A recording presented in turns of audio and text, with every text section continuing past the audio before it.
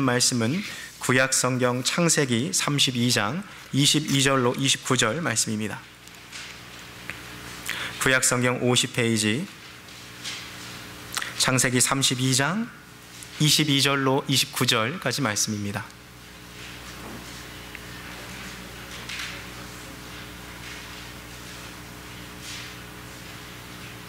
창세기 32장 22절로 29절까지의 말씀, 구약 성경 50페이지.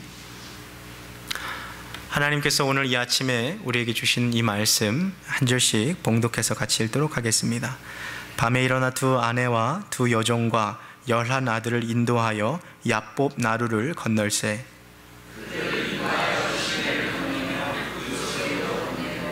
야곱은 홀로 남았더니 어떤 사람이 날이 새도록 야곱과 씨름하다가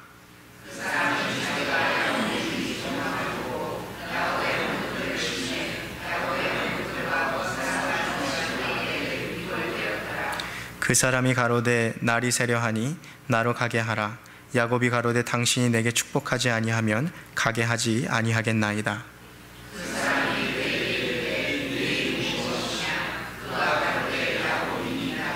그 사람이 가로되 내 이름을 다시는 야곱이라 부를 것이 아니요 이스라엘이라 부를 것이니 이는 내가 하나님과 사람으로 더부어 겨루어 이겼음이니라.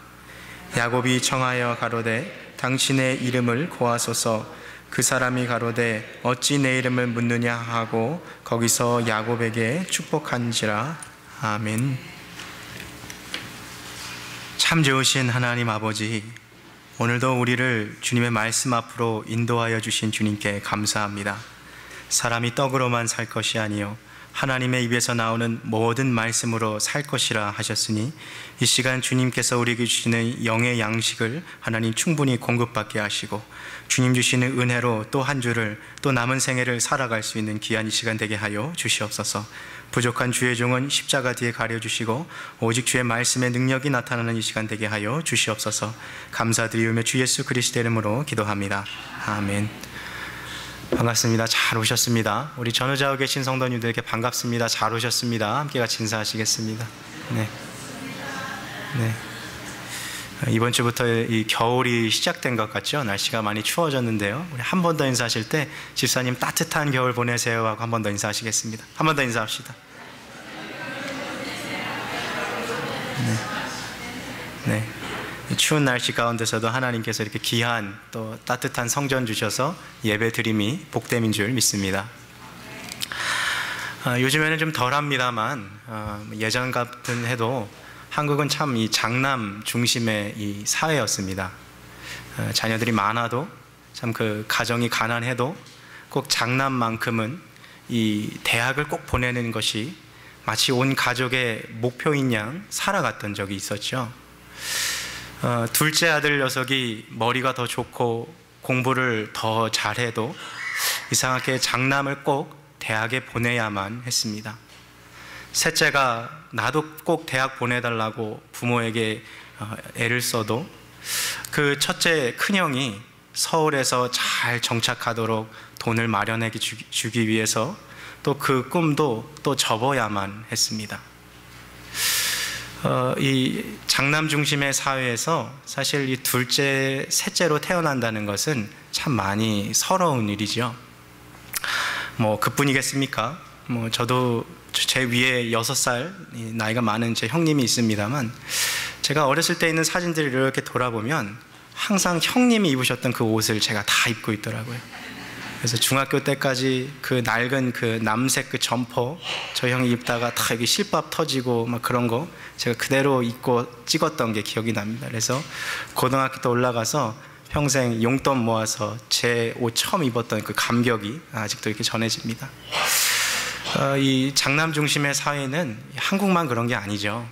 세상 모든 나라들의 역사를 돌아보면 왕위는 항상 첫 번째 아들이 물려받습니다. 유대 사회에서도요, 장남 중심의 사회였어요.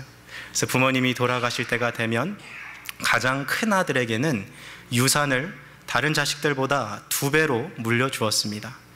아버지가 없으면 그 가족의 가장이 바로 이 큰아들이고 아버지의 모든 영적 유산을 물려받는 것이 바로 이 큰아들이었어요. 그러니 장자가 된다는 것은 매우 큰 영광이고 또 어떻게 보면 참 살아가는데 여러 가지로 많은 이익들이 있었던 것이 사실입니다. 오늘 본문에 우리가 살펴봤던 이 배경이 바로 그런 장남 중심의 이 문화의 배경이 있는 것이지요. 오늘 본문의 주인공은 야곱입니다. 야곱은요, 형 에서와 쌍둥이로 이 세상에 태어났어요. 형 에서가 엄마 뱃속에서 불과 몇 분 일찍 나왔다는 그 사실 때문에 형이 모든 축복권을 다 가져갔습니다. 아버지로부터 받아야 될 그 사랑도 다 가져갔고요, 나중에 아버지로부터 물려받을 유산도 형이 2몫이나 더 챙기게 됩니다. 몇 분 뒤에 태어났다는 이유만으로 형이라고 평생 부르며 살아가야 했던 거예요. 그래서 성경 말씀을 잘 살펴보면 에서는 아주 활달한 사람입니다. 사냥하는 것을 좋아하고 들일로 산으로 늘 뛰쳐나갔던 사람이었습니다. 그러니 우리가 조금만 생각해 봐도 얼마나 어렸을 때 말썽을 많이 부렸겠습니까? 그러니 야곱이 어렸을 적부터 형을 보면 야, 저것도 형이라고 부모 속 썩이고 살아가는 그런 마음들이 그는 은연중에 있었을지도 모르겠어요. 내가 저 자리에 있었어야 되는데, 내가 차라리 형이었어야 되는데 라는 어떤 그런 이 장자에 대한 동경하는 마음이 야곱에게 어렸을 적부터 있었던 것이죠. 그런 그가 하루는 사냥에 지쳐서 허기진 형 에서에게 팥죽 한 그릇을 내놓으면서 형에게 장자권을 자기에게 달라고 제안을 합니다. 이 어이없는 이 제안을 들은 형 에서가 참 이 콧방귀를 끼면서 야, 지금 내가 죽게 생겼는데 장자권이 무슨 소용이냐 하고 그 팥죽을 달라고 하지요. 비록 에서는 웃어 넘겼습니다만 그는 이 일이 초라할 결과를 미리 예상하지 못했던 것이지요. 이후에 결국 아버지 이삭으로부터 모든 장자의 축복을 동생 야곱이 갖게 됩니다. 뒤늦게 이 사실을 깨닫게 된 에서는요, 눈물을 흘리며 동생 야곱을 죽이기로 결정하지요. 그래서 이 자기의 형을 피해서 무려 20년 동안 타지에서 이민자의 삶을 살아갔던 것이 야곱입니다. 참 한 사람의 인생이 기구하지 않습니까? 평생 부모와 함께 살아가다가 다른 사람도 아니고 가장 가깝게 지낸 자기 형이 나를 죽이려고 해서 타국에서 20년 동안 부모 얼굴 한번 못 보고 이민자의 삶을 살아갔던 야곱, 그것이 바로 그 야곱의 인생이었어요. 그 20년 동안 혈혈단신으로서 지팡이 하나 의지해서 갔던 그 이민자의 삶에서 하나님께서 놀라운 복을 부어주셨습니다. 결혼도 했고요, 자녀들도 낳았고요, 또 소유물도 많아졌습니다. 그가 11번째 아들 요셉을 낳을 때쯤에 하나님께서 그에게 찾아오셨어요. 야곱아, 너 이제 다시 고향 땅으로 돌아가라. 이 하나님의 음성을 듣고 야곱이 그 떠났던 자기 고향을 향해서 다시 찾아가고 있는 거죠. 자, 그런데 야곱의 마음 가운데 불현듯 이런 생각이 듭니다. 비록 세월은 20여 년이나 흘렀지만 아직도 우리 형 에서가 나를 향해서 살기가 등등한 것은 아닌가? 만약 그렇다면 자기가 고향 땅을 밟기도 전에 자기 형에게 죽을 것은 불보듯 뻔한 일이었습니다. 그래서 먼저 앞장서서 심부름꾼들을 보내서 형에게 내가 지금 고향 땅에 가고 있다는 사실을 알렸지요. 심부름꾼들이 야곱에게 돌아와서 이런 전언을 이야기해 줍니다. 주인님, 당신의 형님이신 에서를 우리가 만나고 왔습니다. 지금 에서가 그의 400명의 사람들을 데리고 당신을 만나러 오고 있습니다. 이 소식을 들은 야곱은 깜짝 놀랐습니다. 아니, 동생을 맞이하러 나오는데 우리가 상식적으로 생각해도요, 400명이나 되는 사람을 데리고 올 필요가 있겠습니까? 야곱으로부터 이 윗세대 2세대만 올라가면 이 아브라함이라는 사람이 나오죠. 이 아브라함도요, 자기의 조카 롯을 구하기 위해서 자기 집에서 길르운 용병을 315명을 데리고 전쟁에 나갔습니다. 전쟁에 나갈 때도 약 300명을 데리고 가면 정말 많이 데리고 간 것이 고대의 숫자인데, 지금 형 에서가 400명을 데리고서 자기를 맞이하러 온다고 생각하니 야곱이 볼 때 이것은요, 격한 환영이라기보다는 자기와 자기의 온 가솔들을 하나도 남김없이 몰살시키려는 형의 어떤 계획이 보이는 것이죠. 야곱은요, 마음이 무너졌어요. 한순간에 자기의 삶이 죽음의 위기에 떨어져 있다는 것을 그가 직감하게 되었습니다. 어젯밤만 해도 참 재미있고 행복하게 기쁘게 고향길을 걸어가고 있었는데 하룻밤 사이에 바로 자신의 삶이 나락으로 떨어져 있고 죽음과 자기의 사이는 한 걸음 차이라는 것을 그가 깨닫게 된 것입니다. 여러분, 우리의 삶도 이처럼 갑작스럽게 인생의 위기가 찾아오지 않습니까? 참 기쁘게 살아가고 아무런 문제 없이 신앙생활 하다가도 어느 한 가지 문제가 갑자기 탁 떠올라서 예측치 못한 순간에 위기와 어려움이 찾아오는 거죠. 사람이요, 힘들고 어려운 문제가 생기면요, 이렇게 뭔가 일이 손에 안 잡혀요. 낮에 뭐 직장 가서 일하거나 아니면 사업체 가서 내 일을 해도 온통 그 생각뿐입니다. 밥을 먹어도요, 그 문제가 자꾸 떠오릅니다. 밤에 잠을 자려고 침대에 누워도요, 그 사람 생각, 그 문제 생각, 그 상황 때문에 이 잠을 이루지 못하고 있는 것이죠. 여러분, 이러한 인생의 위기가 우리 가운데도 시시때때로 찾아옵니다. 자, 그렇다면 이러한 인생의 문제를 우리가 봉착하게 되었을 때 과연 우리는 이 위기를 어떻게 극복할 수 있을까요? 오늘 우리는 이 야곱의 삶을 통하여서 하나님께서 우리에게 가르쳐 주신 영적인 은혜들을 함께 나누어 보고자 합니다. 야곱은 가장 먼저 인간적인 방법을 사용했습니다. 여러분, 문제를 해결하는 데 있어서 사람이 쓸 수 있는 가장 쉽고 편한 방법은 뭐예요? 돈으로 해결하는 거예요. 돈으로 해결하는 거. 그래서 이 야곱도요, 형 에서에게 그 마음을 조금 누그러뜨리고자 예물을 준비했습니다. 제가 설교 노트를 드린 것 보면 거기에 예물의 수가 이렇게 구체적으로 적어 있죠. 암염소가 200마리, 숫염소가 20마리, 암양 200마리, 순양 20마리, 낙타 30마리, 암소 40마리, 황소 10마리, 뭐 그렇게 쭉 더 이어집니다. 그 숫자를 다 더해 보니까요, 대략 580마리나 됩니다. 여러분, 오늘날에도요, 이 가축을 한 600마리 정도 누군가 우리에게 선물로 준다 생각해 보세요. 엄청난 숫자 아닙니까? 이 야곱은 형 에서에게 약 이 600마리 정도나 되는 가축을 예물로 줄 정도로 엄청난 거부가 되어 있는 거예요. 그러니까 누가 봐도 야, 저 사람은 거부 중에 거부구나, 부자 중에 부자구나 하고 인정받을 만큼 잘 살아간 사람이 바로 이 야곱이라는 거죠. 자, 그런데 인생의 위기가 찾아오자 어때요? 그 많은 물질이 그에게 도움이 되지 못하는 거예요. 예물을 600마리나 보냈는데도 야곱의 마음이 불안합니다. 왜 그랬을까요? 그가 이 마음 가운데 한 가지 아는 게 있어요. 인생의 모든 문제가 돈으로만 해결되면 얼마나 좋겠습니까? 세상에 일어나는 모든 위기들이 돈으로만 해결된다면 이 세상이 얼마나 단순하겠어요. 그러나 사람의 마음이라는 것이요, 인생이라는 것이요, 그렇게 단순하지 않아요. 돈으로도 해결되지 않는 것이 있어요. 내가 가진 소유로도 내가 해결할 수 없는 문제들이 있는 것이죠. 야곱도 직감적으로 알고 있는 거예요. 내가 형한테 저지른 이것들은 내가 이렇게 많은 600마리의 가축을 준다고 해서 해결될 수 있는 것이 아니라는 것을 그도 너무나도 잘 알고 있었습니다.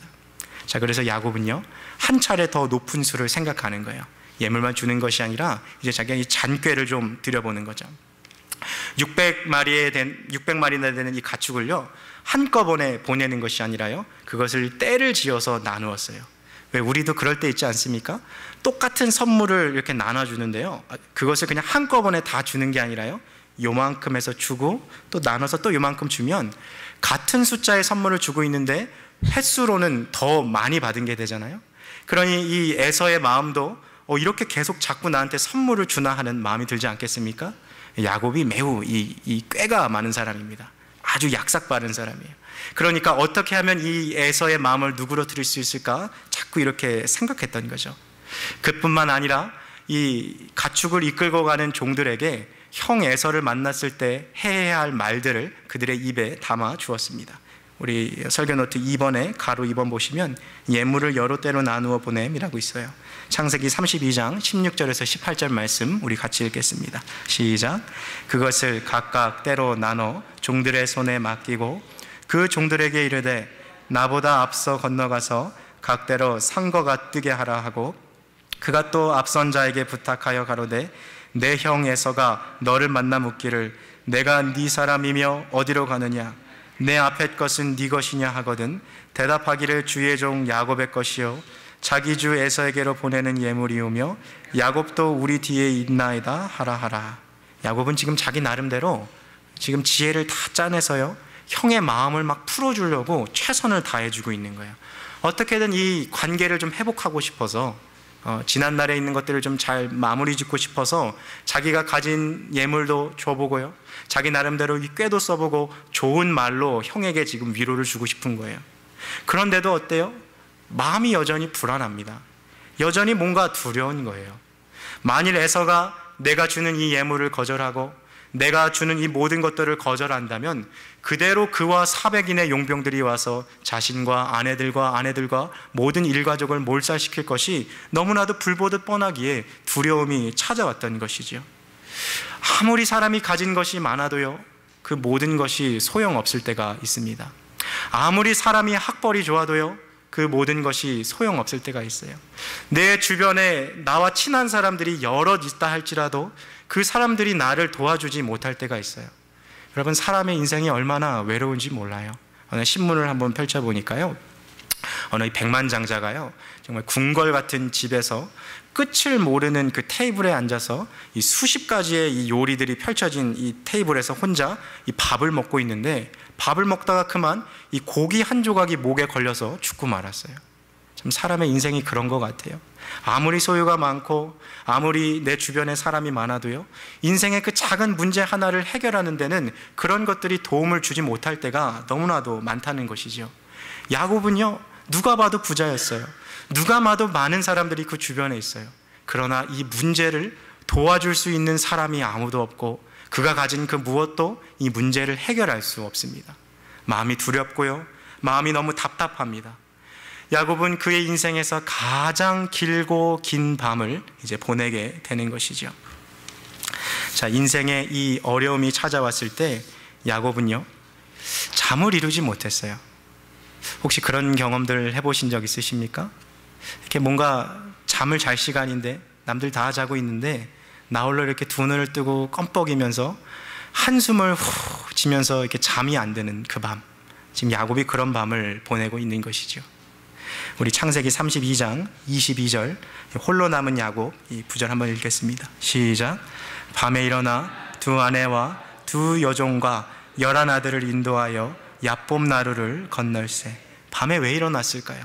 잠을 자고 싶은데 잠이 안 오는 거예요.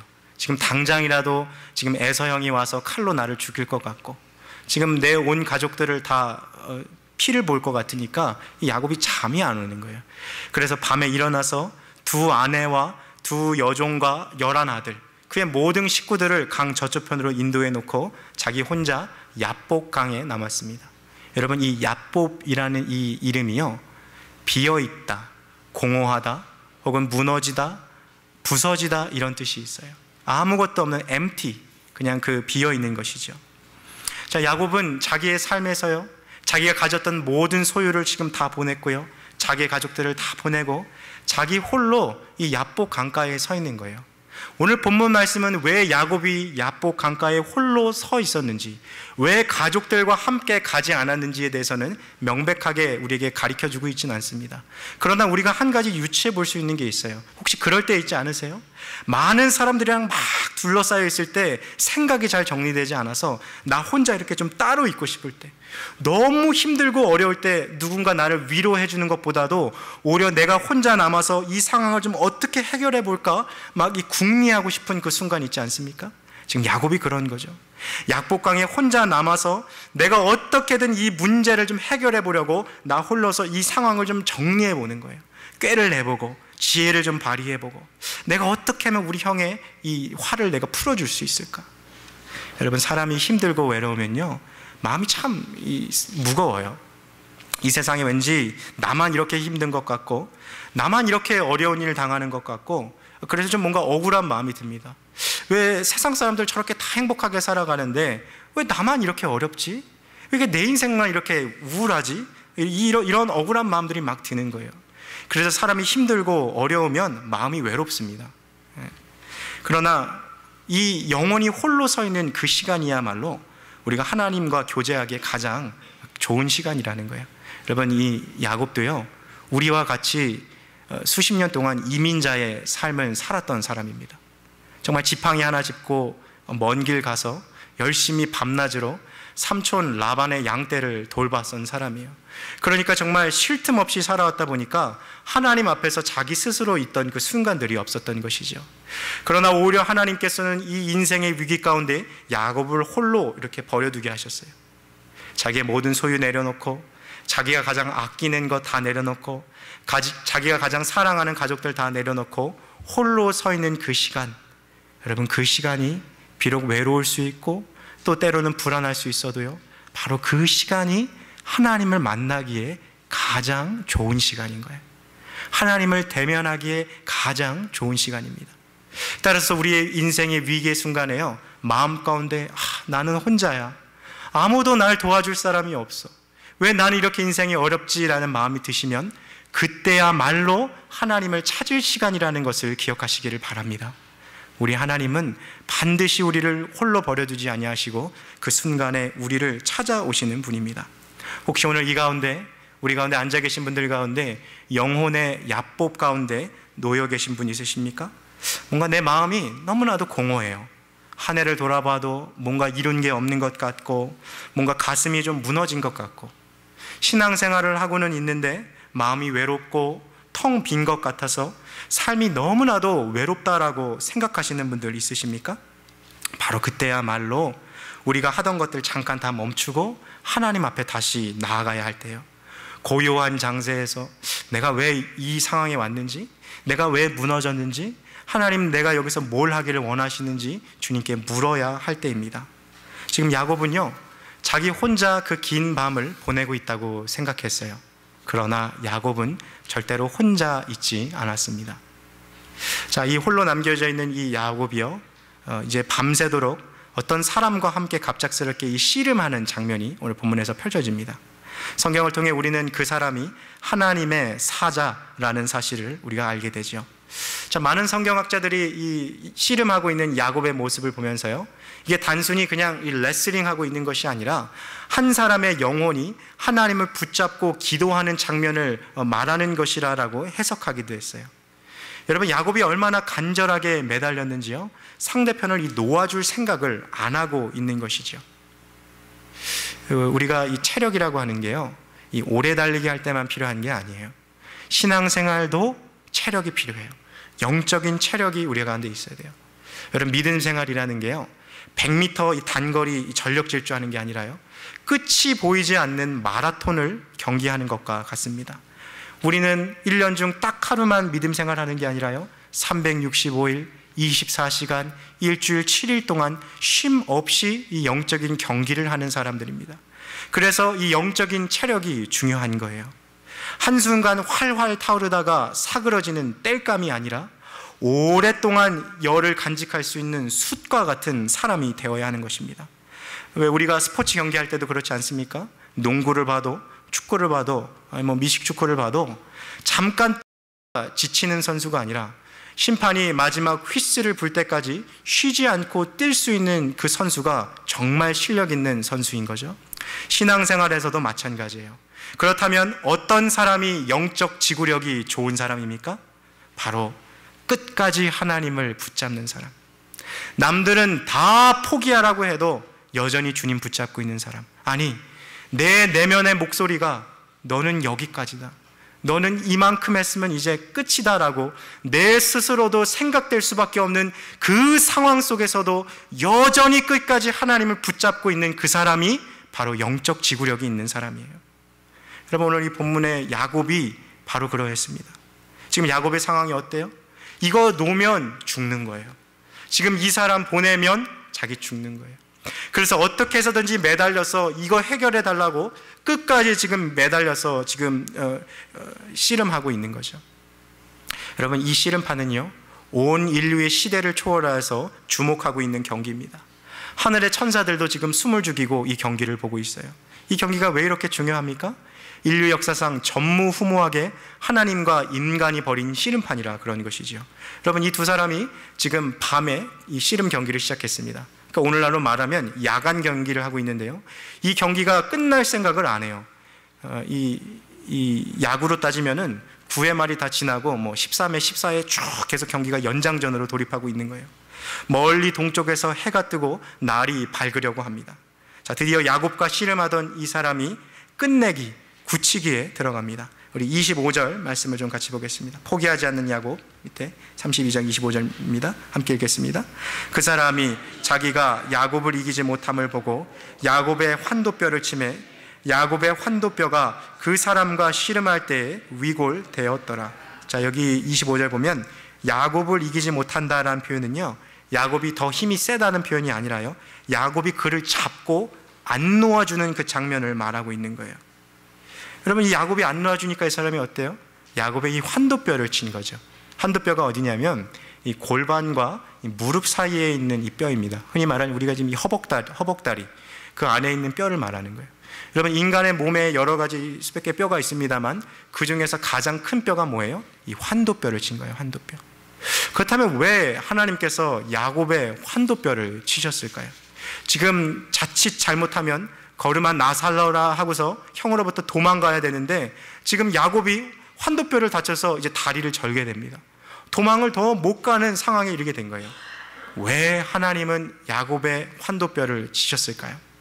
그것은 야곱이 너무 육신을 의지하니까, 야곱이 너무 이 자기의 꾀를 의지하니까, 요놈아 너 그만 좀 그런 거 보고 날 좀 의지하라 하고 주님께서 지금 하고 계신 거예요. 여러분, 야곱이요 정말 약삭 빠르고 정말 잔꾀가 많은 사람입니다. 팥죽 한 그릇으로 형에게 장자권을 뺏었고요, 자기 아버지에게 나아가서 형인 척 연기하면서 그 축복을 받았습니다. 얼마나 이 머리가 좋은 사람입니까? 게다가 그는 힘도 좋은 사람입니다. 성경을 잘 살펴보면 성인 3-4사람이 옮길 수 있는 큰 돌을 야곱이 혼자 옮긴 기록이 있어요.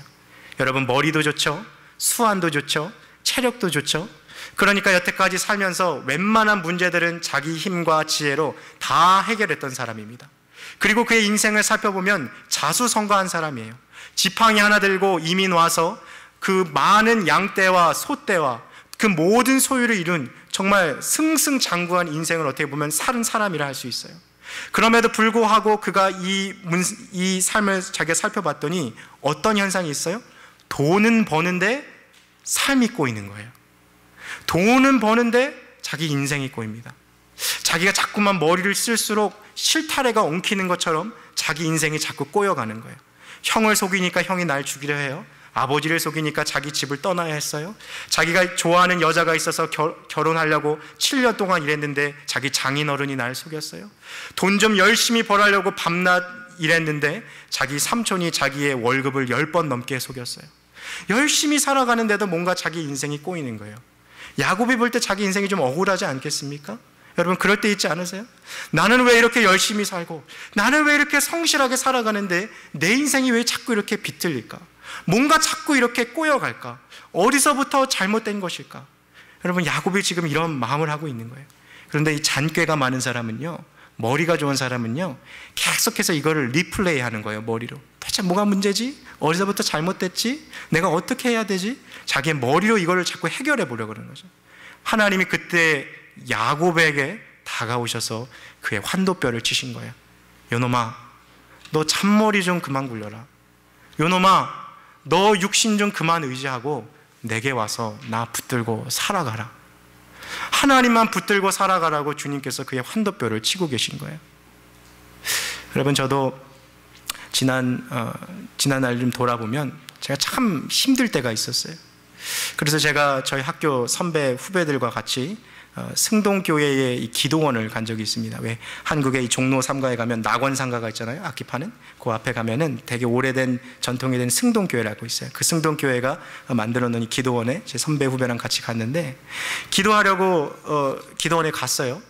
그때도 지금처럼 추운 겨울이었고 밖에는 흰 눈이 아주 수북히 쌓인 그런 겨울이었습니다. 뭐 할 수 있는 게 뭐 기도밖에 없잖아요, 기도원에서. 그래서 이제 방석을 하나 갖다 놓고 무릎을 꿇고 막 기도하려고 하는데 기도가 안 나오는 거예요. 기도가. 내가 삶을 참 살펴보니까 너무 막 고민할 게 많은 거예요.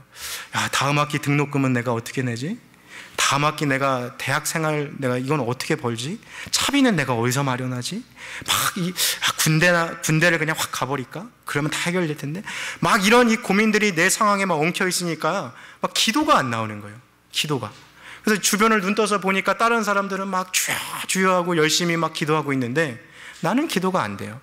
그래서 제가 그 자리에서 일어나서 선배 한 명한테 가서 물어봤어요. 선배, 나 기도가 너무 안 된다고, 기도가. 그래서 제 상황들을 막 듣던 그 선배가 저한테 그러더라고요. 야, 너 머리 좀 그만 굴리고 그냥 하나님 앞에 기도해라.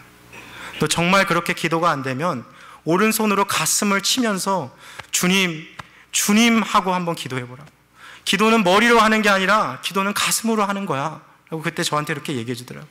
제가 그날 그 기도원에서 깨달은 게 있어요. 기도는 내 머리를 굴려서 하는 게 기도가 아니라 내 마음을 하나님께 아뢰는 것이 기도구나. 여러분, 오늘 본문에 나오는 이 야곱이요, 자꾸만 어떻게 하면 내가 살 수 있을까? 내가 어떻게 하면 이 문제를 해결할 수 있을까? 막 잔머리를 막 굴리니까 하나님이 그의 환도뼈를 탁 치시는 거예요. 너 그렇게 살아가는 거 아니다. 내 꾀로 이 인생 이기는 거 아니야. 내 그 작은 얄팍한 지혜로 이 인생 이기는 거 아니다. 너 나를 붙잡아라. 그 질질거리는 다리를 이끌면서 여러분, 이 야곱이 끝까지 하나님을 붙잡고 있는 것이죠. 여러분, 혹시 사시면서 뼈가 이렇게 어긋나거나 이렇게 부러져 본 경험 있으십니까? 저도 이 중학교 때 워낙 축구를 좋아해가지고 축구하다가 제가 한번 넘어져서 오른쪽 이 손목을 이 뼈가 한번 부러진 적이 있어요. 어찌나 아프던지 이 병원에서 정말 며칠간 고생했던 기억이 있습니다. 오늘 본문에 나오는 이 야곱은요, 지금 이 뼈가 지금 한도 뼈가 부러졌어요. 하나님이 그 뼈를 치셨어요. 얼마나 아팠겠습니까? 얼마나 고통이 심했겠습니까? 그런데도 그 사람을 놓지 않고 끝까지 붙잡고 씨름하고 있는 거예요.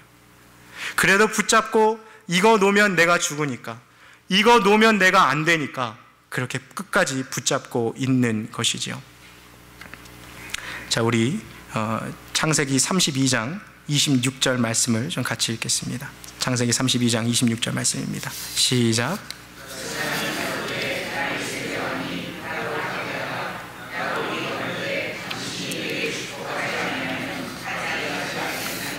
본문은요, 야곱이 하나님을 꽉 붙잡고 놓지 않는 장면, 영적인 끈기, 영적인 지구력을 우리 가운데 지금 보여주고 있는 거예요. 마치 야곱이 포기하지 않는 그 모습을 씨름하는 것처럼 묘사해서 지금 우리에게 보여주고 있는 것이죠. 평생 자기의 지혜로, 자기의 꾀로, 자기의 전 재산으로 자기의 삶을 읽어왔지만 이제는 어떻게 해도 해결할 수 없는 이 문제와 상황 앞에서 야곱은 하나님을 붙들고 있는 거죠. 지금 이 손을 놓으면 죽을 것 같거든요. 지금 이거 놓치면 평생 후회할 것 같거든요. 그러니까 물에 빠진 사람이 지푸라기라도 꽉 잡는 심정으로 지금 이거 안 놓고 있는 거죠. 자, 이 절박함의 끝까지 하나님을 야곱이 붙잡자 그 야곱에게 뜻밖의 질문이 주어집니다. 자, 우리 3번 야곱에서 이스라엘로 바뀜 32장 27절에서 28절 말씀이 있죠. 우리가 그 구절 함께 같이 읽겠습니다. 그 사람이 가로되 내 이름을 다시는 야곱이라 부를 것이 아니요 이스라엘이라 부를 것이니 이는 내가 하나님과 사람으로 더부어 겨루어 이기었음이니라. 27절 보면 그 사람이 그에게 이르되 내 이름이 무엇이냐? 그가 가로되 야곱이니이다 라고 대답했어요. 여러분, 야곱이란 이름 뜻이 뭐냐면요, 뒷 발꿈치를 잡고 나온 사람이에요. 야곱이 쌍둥이라 그랬죠. 형 에서가 태어날 때 야곱이 형의 발꿈치를 잡고 태어났어요. 근데 이 히브리어에서 누군가의 발꿈치를 잡았다라는 뜻은요, 남을 속인다라는 뜻이에요. 남이 앉아야 할 자리를 자기가 대신 찬탈하는 거예요. 더 쉽게 말하면 사기꾼이라는 거예요. 사기꾼. 여러분, 자기의 이름이 사기꾼이에요. 얼마나 참 자기의 인생이 어렵습니까? 20년 전에 아버지가 야곱에게 물어봤어요. 내가 누구냐? 그때 야곱은 대답했어요. 나는 아버지가 사랑하는 아들 에서입니다. 자기가 장자가 아니니까 아버지가 형만 사랑해요. 아버지가 형에게 모든 걸 다 줘요. 이삭이 자기의 큰아들 에서만 사랑하니까 야곱의 입장에서 볼 때는 너무 형이 되고 싶은 거예요. 나도 아빠 아들인데.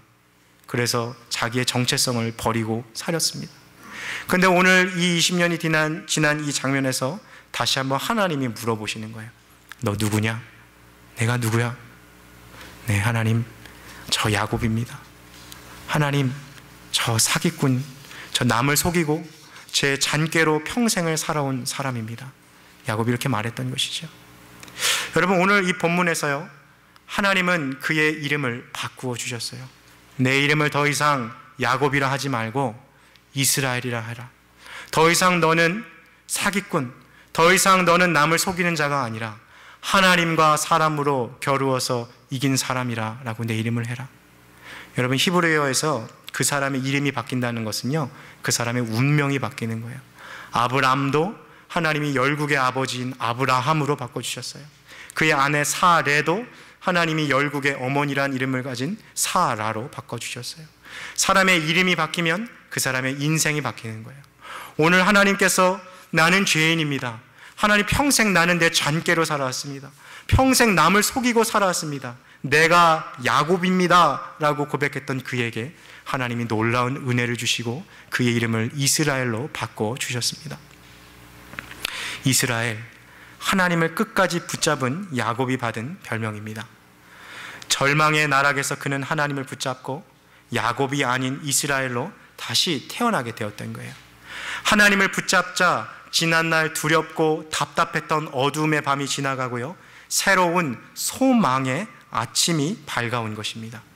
영적 끈기, 영적인 지구력, 그것은 비록 내가 야곱 같은 죄인일지라도요, 아무리 남들이 볼 때 손가락질 당할 만한 삶을 살아온 죄인일지라도 하나님을 끝까지 붙잡는 거예요.